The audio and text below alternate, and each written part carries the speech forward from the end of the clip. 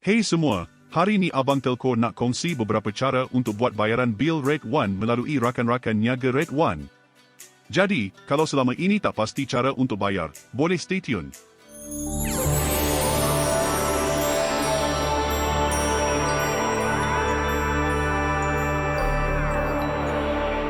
Hai, guys. Selamat datang ke channel Abang Telco, di mana Abang berkongsi tentang berita dan produk-produk terbaru dalam dunia telco di Malaysia.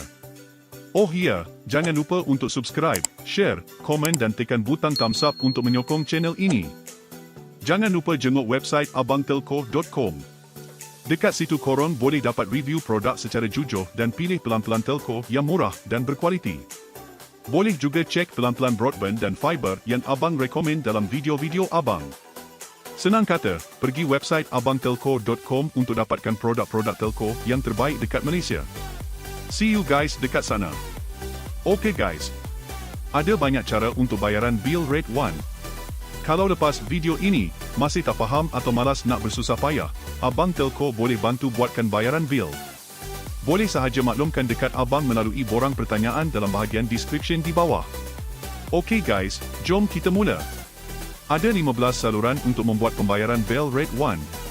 Boleh buat dalam talian, melalui e-wallet, melalui kedai atau AGEN Rate 1, convenience shop, bank ataupun kedai-kedai barang elektrik.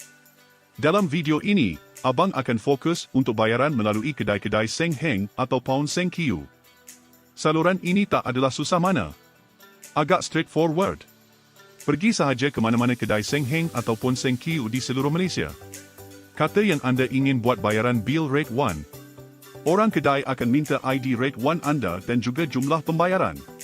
Langkah last sekali adalah buat pembayaran. Setel dah. Okay guys. Setakat itu sahaja perkongsian Abang Telco kali ini. Abang berharap perkongsian kali ini berguna dan membantu anda untuk menjadi seorang pengguna yang bijak. Untuk makluman, Abang juga boleh buat review tentang produk-produk telco yang lain. Kalau nak request, boleh kongsi dalam ruangan komen di bawah.